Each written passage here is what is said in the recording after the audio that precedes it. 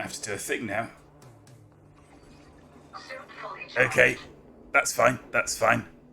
We've got this covered. We've got this covered. I've got to explain a joke.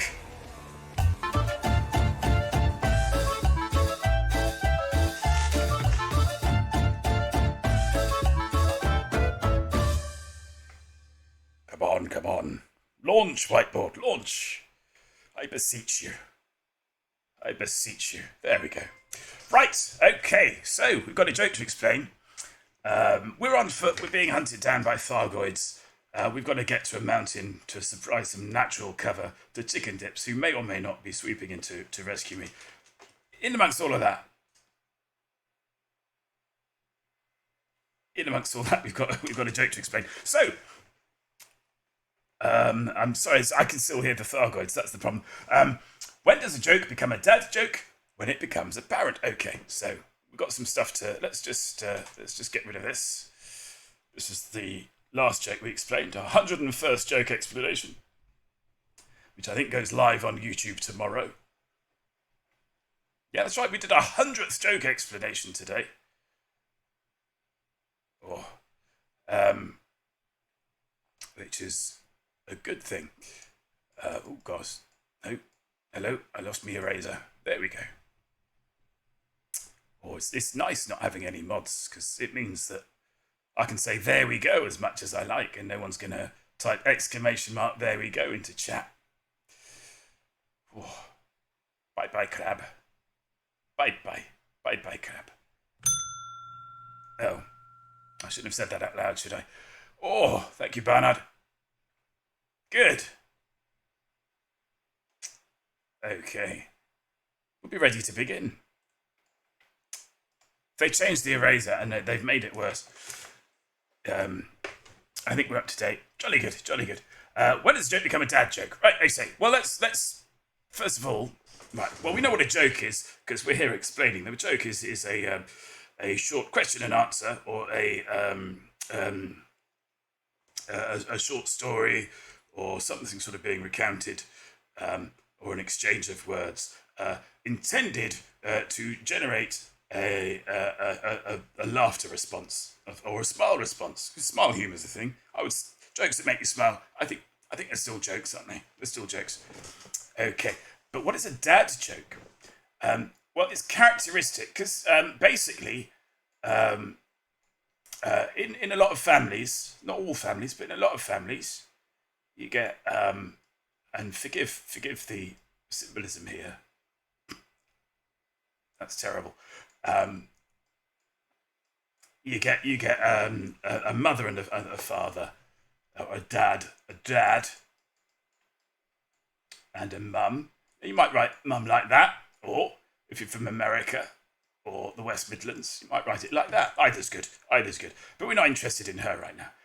So basically, what generally makes the difference, and again, this is broad generalisation, so don't at me, is that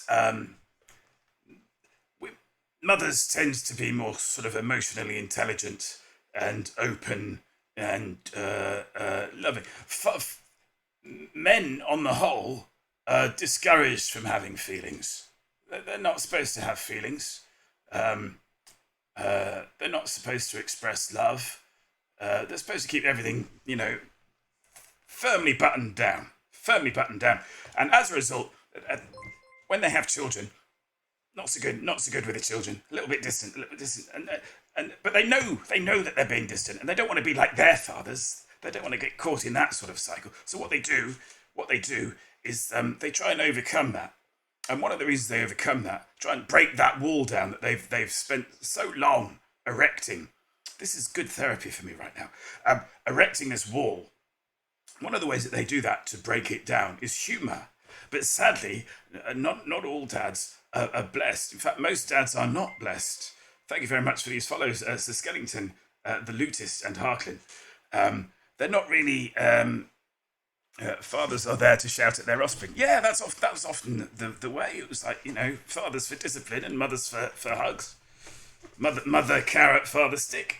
Yeah, terrible, really, very traumatic. But yeah, it's one of the ways that men have found to break down those barriers and try and get past it is the use of humour. To essentially say, I'm not this hostile ogre, despite my emotional withdrawal, because look at me, I can make jokes. And the first victims of the patriarchy. I don't think it's about who's first and second, but yeah, it's difficult. It's difficult.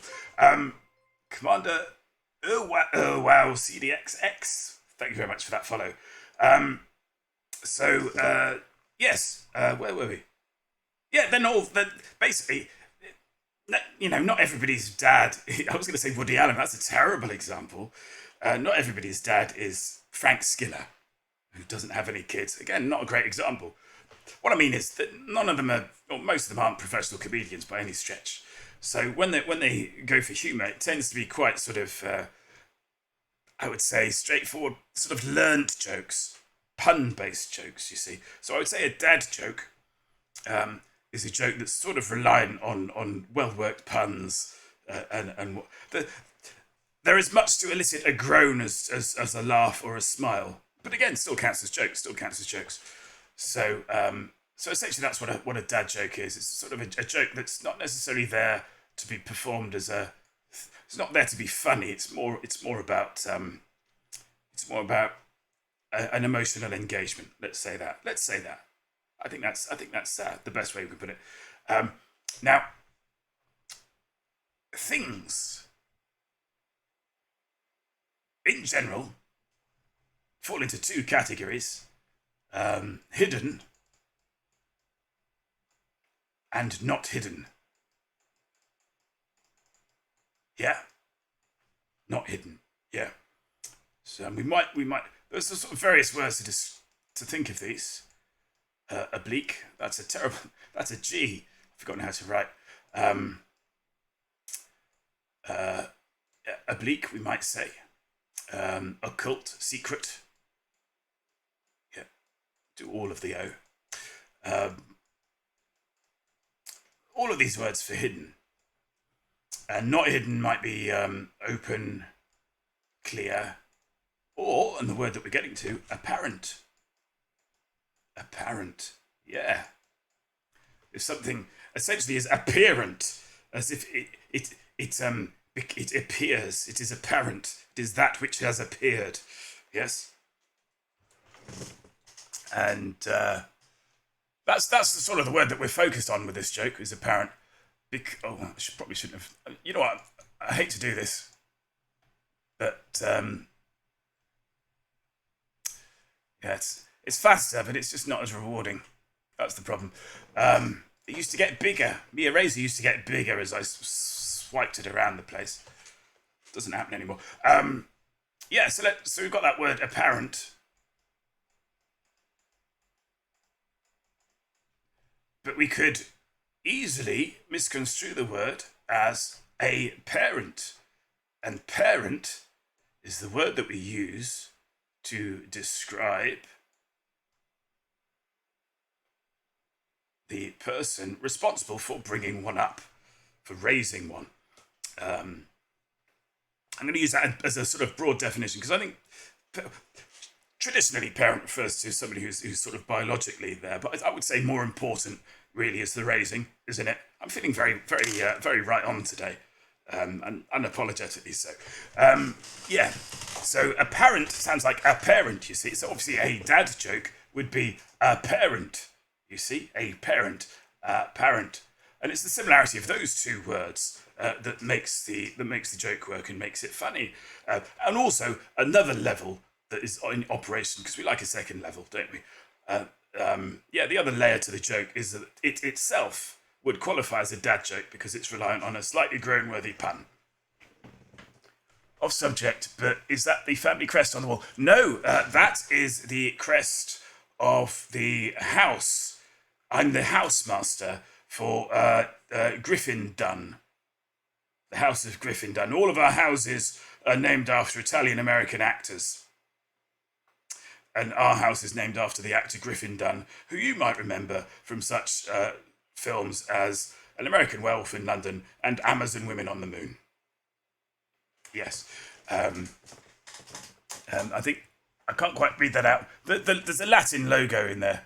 I'm not going to say what it means. Thank you for answering. More than welcome. More than welcome. So, have I explained that joke to your satisfaction, Mr. Frightful? If so, we will get back to our mad jog towards an imagined safety.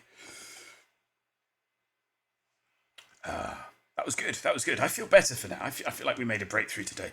Yes, that all seems very straightforward. Thank you. Good, good, good. In which case, we'll get back to the game.